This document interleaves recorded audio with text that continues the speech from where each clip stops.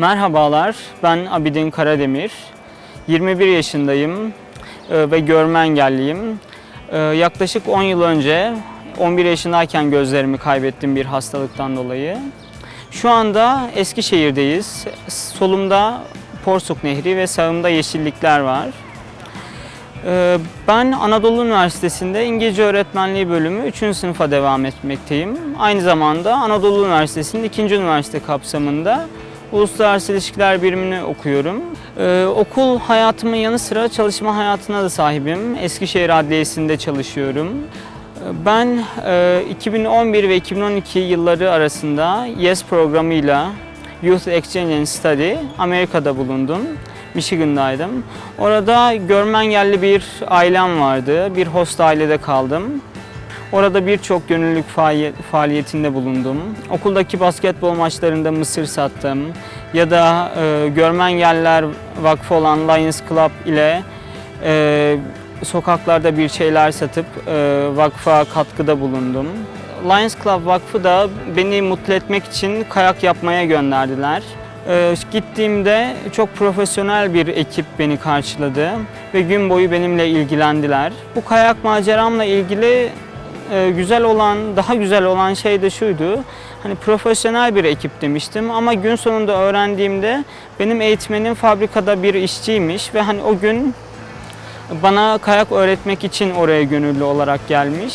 Ve o gün anladım ki hani gönüllü olarak bir şeyler yapmak, başkalarını mutlu etmek gerçekten çok güzel bir şey. Bu beni hem duygulandırdı hem sevindirdi. Bundan farklı olarak diğer gönüllülük faaliyetlerim ise okulun atletizm takımındaydım. Orada görenlerle yarıştım ve bu durum halk için, diğer yarışmacılar için, diğer kasabalardan, diğer okullardan çok şaşırtıcı bir durumdu. Çünkü ilk defa böyle bir şeyle karşılaşıyorlardı. Amerika'daki ve Türkiye'deki deneyimlerimi başkalarına da aktarabilmek için orada İngilizce sınıfında bir proje kapsamında kitap yazmıştım. 80 sayfalık, görsel içerikli ve anılarımı anlatan. Bazen neler yaptığımı unuttuğumda orada o kitaptan bakıyorum. Arkadaşlarıma verip beni daha iyi tanımalarını, neler yaşadığımı, tam bir empati kurmaları için o kitabı okumalarını sağlıyorum. Ya da ailemin arada bir bakıp neler yapmışım, oğlumuz nasılmış diye tekrar maziye dönüp bakmaları için o kitabı kullanıyorum.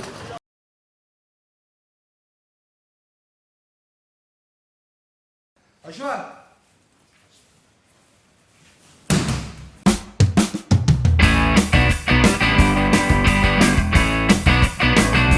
Judo sporuyla uğraşıyorum. Judoyu daha önce duymuştum ama bundan yaklaşık 2 yıl kadar önce bir arkadaşım vasıtasıyla Eskişehir Judo Spor Kulübü ve Ahmet Kambur hocamla tanıştım. Abidin çok kısa sürede güzel, mükemmel şekilde bir yol kat etti. Ve belli bir süre sonra zaten müsabakalara girmeye başladı ve Abidin kendinden üstün derecede olan kişileri yenmeye başladı, mücadele etmeye başladı.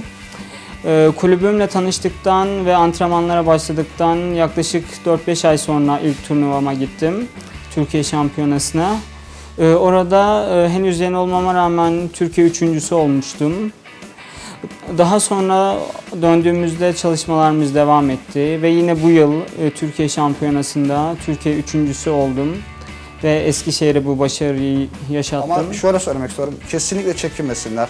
Engeli ne olursa olsun, kişiliği, kimliği ne olursa olsun, istedikleri zaman spora gelsinler. En azından mesela bizim kulüp, Judo Spor Kulübü bu konuda çok özverili ve engelli arkadaşlarımız buraya geldiği zaman kesinlikle onlardan para talebi istemiyoruz. İstedikleri gibi gelebilirler. Öğrenmek istedikleri sürece biz her zaman yanındayız kulüp olarak, antrenörlerimiz olarak.